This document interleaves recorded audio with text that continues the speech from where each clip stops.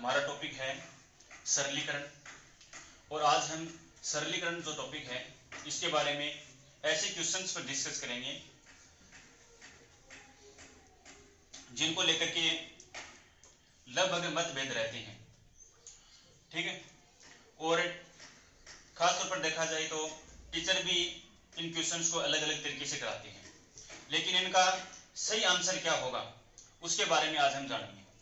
तो सबसे पहले बात करें, देखो हमारा क्वेश्चन है 4√4 फिर भाग का चिन्ह फिर है 4√4।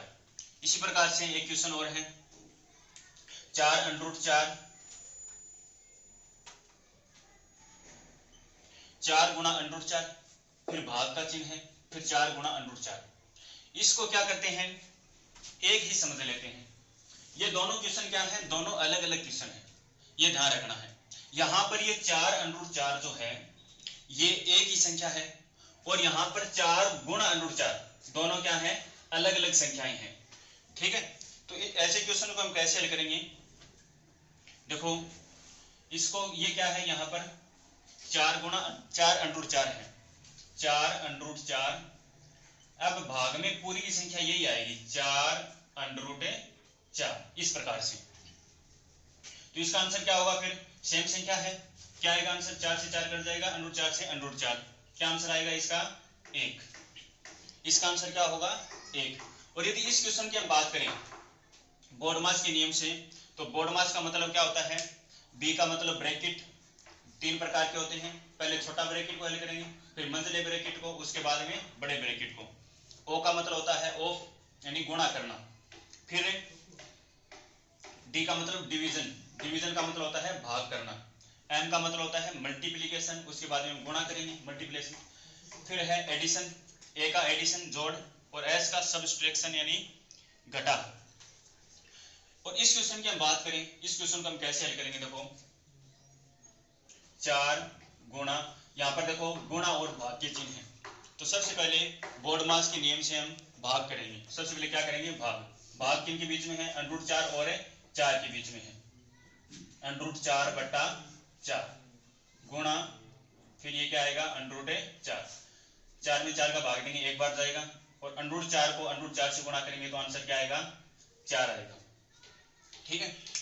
यदि इन क्वेश्चन को यहां पर आंसर क्या है हमारा 1 और यहां पर आंसर क्या आया है 4, दोनों क्वेश्चन क्या है अलग अलग हैं। ये दोनों क्वेश्चन अलग हैं, इनको एक ही नहीं समझना है। ज्यादातर क्या होता है, टीचर्स भी इनको सेम तरीके से कराते हैं और इनका आंसर क्या लाते हैं, इसका 4 लाते हैं। इस क्वेश्चन को ऐसे लिख करके और फिर 4 ही आंसर लाते हैं इसका। यदि हम फोन में, किसी कंप्यूटर में या फिर साधारण कैलकुलेटर में इस क्वेश्चन को चेक करें ना, तो इस क्वेश्चन का आंसर क्या आएगा, इसका आंसर आएगा 4, और इसी क्वेश्चन का भी आंसर क्या आएगा 4 ही आएगा। यदि हम फोन से, कंप्यूटर से या किसी साधारण कैलकुलेटर से इस क्वेश्चन को हल करते हैं तो दोनों का सेम आंसर आता है, इन दोनों क्वेश्चन का, जो कि क्या है गलत है। यदि हम साइंटिफिक कैलकुलेटर की हम बात करें, इसका सही आंसर साइंटिफिक कैलकुलेटर के आधार पर माना जाएगा, और साइंटिफिक कैलकुलेटर के आधार पर यदि हम इसको चेक करें तो इसका आंसर क्या आएगा हमारे पास है 1, और इसका आंसर क्या आएगा, इसका आंसर आएगा 4।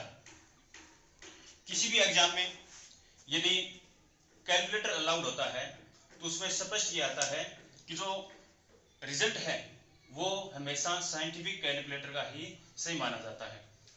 कंप्यूटर या मोबाइल की हम बात करें या किसी अन्य साधारण कैलकुलेटर की बात करें, तो यदि इनका आंसर साइंटिफिक कैलकुलेटर से अलग आता है तो इनका आंसर सही मान्य नहीं होगा, ठीक है।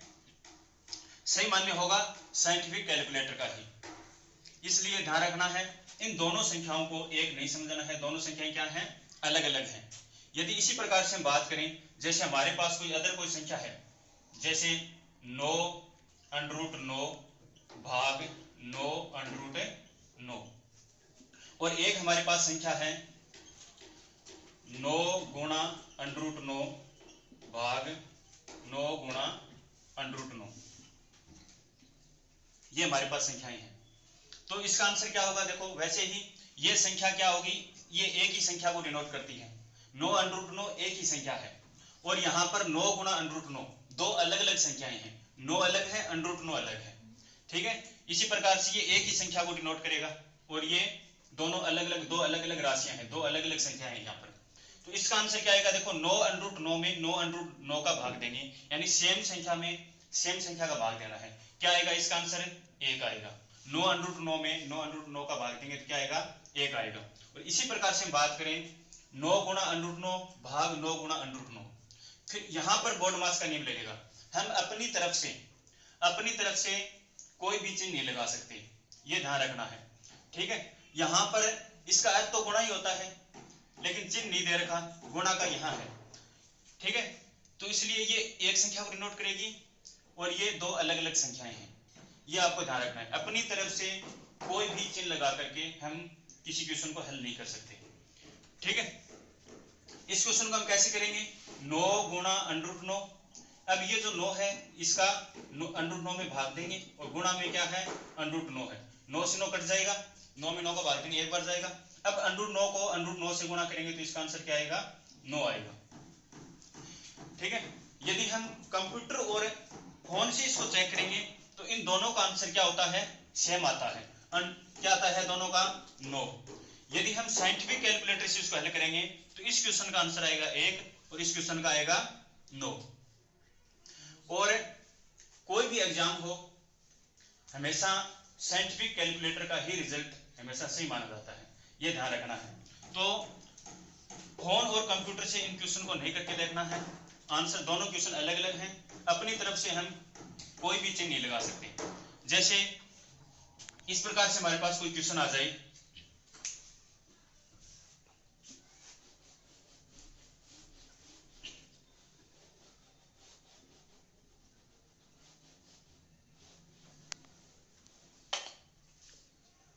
जैसे कि कोई क्वेश्चन हमारे पास 9 भाग 9%। तो देखो इस क्वेश्चन को हम कैसे हल करेंगे, देखो, और इसी प्रकार से हम देखें 9 भाग अंडर 9, दो अलग अलग प्रकार से इस क्वेश्चन को हल करेंगे। सबसे पहले बात करें, देखो 9 फिर भाग का चिन्ह है, अंडर 9 फिर परसेंट है, 9 भाग फिर 9 फिर परसेंटेज का चिन्ह है। इसी प्रकार से 9 भाग 9 परसेंटेज है। तो इसको हम कैसे हल करेंगे, 9 फिर भाग का चिन्ह फिर 9, अब ये परसेंट आएंगे तो बट्टे में क्या लगेगा, 100। अब 9 में भाग देना है 9 बट्टे 100 का, तो ये बट्टा में 100 आएगा, ठीक है। इसको हम ऐसे नहीं लिख सकते, 9 फिर भाग का चिन्ह 9 गुणा 1 बट्टा 100। यदि ऐसा लिखेंगे तो ये क्या हो जाएगा, गलत हो जाएगा, ठीक है। अपनी तरफ से गुणा का चिन्ह लगाकर लिखेंगे तो यहाँ इसका आंसर क्या आएगा, गलत आएगा। सही आंसर क्या होगा, 9 में भाग देना है 9, परसेंट आएंगे तो इसके बट्टे में 100 लगेगा, ठीक है। अब इसको हल करेंगे तो 9 गुणा का चिन्ह फिर क्या होगा, 100 बट्टे 9, ठीक है। यानी कि 9 का भाग देना है और 100 से क्या करना है, इसको गुणा, क्या आएगा इसका आंसर, 100। 9 भाग 9% का आंसर क्या आएगा, 100 आएगा। और इस प्रकार से हल करेंगे तो इसका आंसर क्या आएगा, देखो 9 ये इसके भाग में जाएगा तो 9 में 9 का भाग देंगे, फिर गुणा में 1 बटा 100 है, तो यहाँ पर आंसर क्या आएगा, 1 बटा 100, जो कि क्या है, गलत है।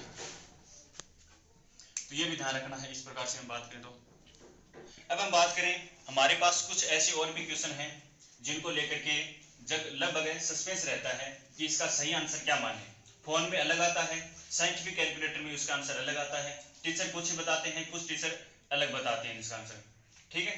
तो सबसे पहले तो हम बात करते हैं कि ऐसे क्वेश्चंस में हमेशा राइट आंसर जो है वो साइंटिफिक कैलकुलेटर का ही माना जाएगा। फोन का, कंप्यूटर से या किसी अन्य साधारण कैलकुलेटर से यदि क्वेश्चन हल करते हैं और साइंटिफिक कैलकुलेटर में यदि अलग आंसर आता है तो साइंटिफिक कैलकुलेटर को ही सही माना जाएगा, ठीक है। तो देखो इसी प्रकार से हम और क्वेश्चन पर डिस्कस करते हैं। जैसे हमारे पास कोई क्वेश्चन है 15 फिर भाग का चिन्ह है 5 और फिर है 2 प्लस 1 प्लस 2, इस प्रकार से हमारे पास ये क्वेश्चन है, ठीक है। कुछ टीचर तो क्या करते हैं, इसमें 5 को और यहाँ पर गुणा का चिन्ह लगा करके इसको हल करते हैं, और कुछ टीचर हैं ये डायरेक्ट इसके बट्टा में ले जाते हैं। तो सबसे पहले बात करें, देखो कि इसको सही कैसे हल करेंगे। सबसे पहले तो हम इस पर बात करते हैं, ये सही कैसे होगा। ये एक पूरी संख्या को डिनोट करता है, ठीक है। और यदि इस प्रकार से क्वेश्चन हो 5 भाग 5 गुणा 1 प्लस 2, तो बोर्डमास के नियम के हिसाब से देखे जाए तो पहले ब्रैकेट को हल करते हैं। ये दोनों अलग अलग क्वेश्चन हैं। अब कुछ टीचर्स की हम बात करें तो, या फिर कंप्यूटर या फोन की बात करें तो दोनों से इसका आंसर सेम आएगा। यदि हम फोन यानी मोबाइल से या कंप्यूटर से हल करते हैं तो दोनों क्वेश्चंस का आंसर क्या आएगा, सेम आएगा, ठीक है। लेकिन दोनों क्वेश्चन क्या है, अलग अलग हैं।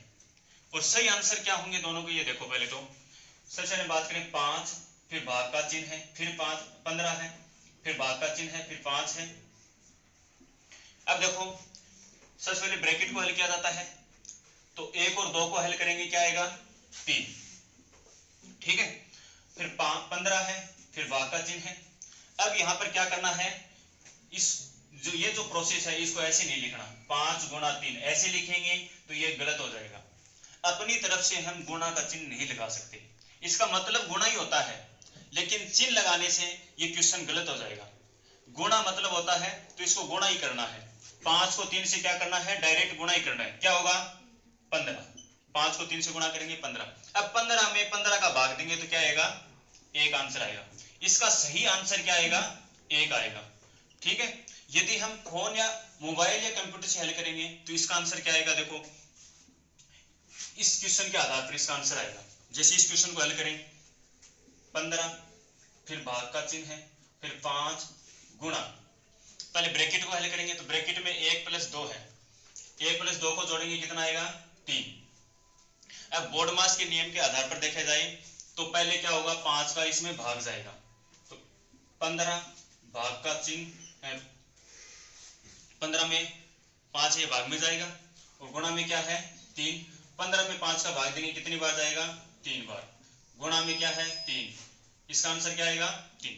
इस क्वेश्चन के आधार पर देखें तो इसका आंसर क्या आएगा, 3 तिया 9, क्या आंसर आएगा 9। ये भी सही है और ये भी सही है, ठीक है। लेकिन फोन या कंप्यूटर से देखेंगे, मोबाइल या कंप्यूटर से देखेंगे तो इन दोनों का जो आंसर है वो हमारे पास क्या आएगा, 9 आएगा, जो कि क्या है, गलत है। इस क्वेश्चन को, इन क्वेश्चंस को हमें फोन या फोन या कंप्यूटर के आधार पर नहीं देखना है, ठीक है। इन क्वेश्चन को साइंटिफिक कैलकुलेटर से हल करके देखना है। इसका आंसर क्या आएगा साइंटिफिक कैलकुलेटर से 1 और इसका आंसर क्या आएगा 9। फोन या कंप्यूटर से हल करेंगे दोनों का आंसर सेम आएगा, जो कि गलत है, ठीक है। दोनों क्वेश्चन यहाँ पर क्या है, अलग अलग है। यहाँ पर हम गुणा का चिन्ह लगाकर हल करेंगे तो ये गलत हो जाएगा, हमें गुणा का चिन्ह लगाकर हल नहीं करना है, ठीक है।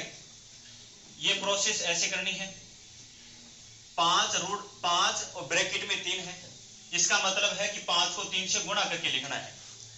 गुणा का चिन्ह लगाएंगे इस प्रकार से तो ये आंसर गलत हो जाएगा। और हमेशा एग्जाम में साइंटिफिक कैलकुलेटर को ही सही माना जाता है और ये जो आंसर है ये साइंटिफिक कैलकुलेटर के आधार पर है। जैसे हम और क्वेश्चन पर डिस्कस करें, अब हम बात करते हैं ऐसे ही क्वेश्चन पर। जैसे हमारे पास कोई क्वेश्चन हो 35, फिर भाग का चिन्ह है 5 और फिर 3 प्लस 4, ठीक है। और एक क्वेश्चन है 35 भाग का चिन्ह है 5 फिर गुणा में फिर ब्रैकेट में क्या है 3 प्लस 4। दोनों क्वेश्चन क्या है, ये अलग अलग है। दोनों क्वेश्चन क्या है, अलग अलग है। यदि एक ही क्वेश्चन के आधार पर मान के करेंगे तो ये गलत हो जाएंगे, ठीक है। हम अपनी तरफ से ध्यान रखना, कोई भी चिन्ह नहीं लगा सकते, ठीक है। सबसे पहले इसको हल करेंगे तो 35 फिर भाग का चिन्ह 5, सबसे पहले ब्रैकेट को हल करते हैं बोर्डमास के नियम के आधार पर, तो 3 और 4 को जोड़ेंगे तो यहाँ पर क्या आएगा 7 आएगा, ठीक है। अब क्या होगा देखो 35 फिर भाग का चिन्ह, अब यहाँ पर 5 गुणा 7 करके हल करेंगे, ऐसे लिखेंगे देखो इसको 5 गुणा 7, तो 5 यहाँ पर क्या जाएगा भाग में और ये क्वेश्चन फिर क्या हो जाएगा, गलत हो जाएगा। हम 5 गुणा 7 नहीं कर सकते, यहाँ पर डायरेक्ट क्या करना है 5 को 7 से गुणा करके, ये एक ही संख्या को डिनोट करता है, ध्यान रखना ये क्या है, एक ही राशि है, ठीक है, यहाँ पर भी ये एक ही राशि है, यहाँ पर इसको क्या लिखेंगे फिर 507 से गुणा करके डायरेक्ट लिखना है। 507 से गुणा करेंगे तो क्या होगा 35। अब 35 में 35 का भाग देंगे तो क्या आएगा 1 आएगा। ठीक है, इसका राइट आंसर क्या होगा 1। यदि इस क्वेश्चन को हम मोबाइल या कंप्यूटर से हल करते हैं तो इसका आंसर हमें क्या मिलेगा, इसका आंसर हमें मिलेगा 49। ठीक है, मोबाइल या कंप्यूटर से इन दोनों क्वेश्चंस का आंसर क्या आता है, सेम आता है, जो कि क्या होता है गलत। जैसे इस क्वेश्चन को हल करें, 35 भाग 5 फिर गुणा, ब्रैकेट हल करेंगे 3 और 4 को जोड़ेंगे तो क्या आएगा 7। ये इस प्रकार से होगा। अब बोर्डमास के नियम के आधार पर सबसे पहले हम क्या करेंगे, भाग करेंगे। तो 35 में 5 का भाग देंगे तो क्या आएगा हमारे पास, 35 में 5 का भाग देंगे तो कितनी बार जाएगा 7 बार। गुणा में क्या है फिर 7 है, और 7 को 7 से गुणा करेंगे तो क्या आएगा 49। इस क्वेश्चन का जो आंसर आएगा वो आएगा 49, और इस क्वेश्चन का आंसर क्या आएगा 1 आएगा। यदि मोबाइल से या कंप्यूटर से हल करेंगे तो दोनों का आंसर क्या मिलेगा, हमें 49 मिलेगा। ठीक है, तो ये ध्यान रखना है कि इसका राइट आंसर क्या होगा 1 और इसका राइट आंसर क्या होगा 49 होगा। और इसको आप साइंटिफिक कैलकुलेटर के आधार पर कीजिए। साइंटिफिक कैलकुलेटर से करेंगे तो इसका आंसर हमें 1 मिलेगा और इसका आंसर हमें 49 मिलेगा। और कोई भी एग्जाम हो, कोई भी बोर्ड यदि एग्जाम कराता है और ऐसे क्वेश्चंस आते हैं तो उन क्वेश्चन का जो आंसर है वो साइंटिफिक कैलकुलेटर के आधार पर ही सही माना जाता है। ठीक है, फोन या फिर कंप्यूटर से हम क्वेश्चन को हल करेंगे तो वो सही नहीं माना जाएगा। ठीक है, राइट आंसर हमेशा साइंटिफिक कैलकुलेटर का ही सही माना जाएगा, ये आपको ध्यान में रखना है। धन्यवाद।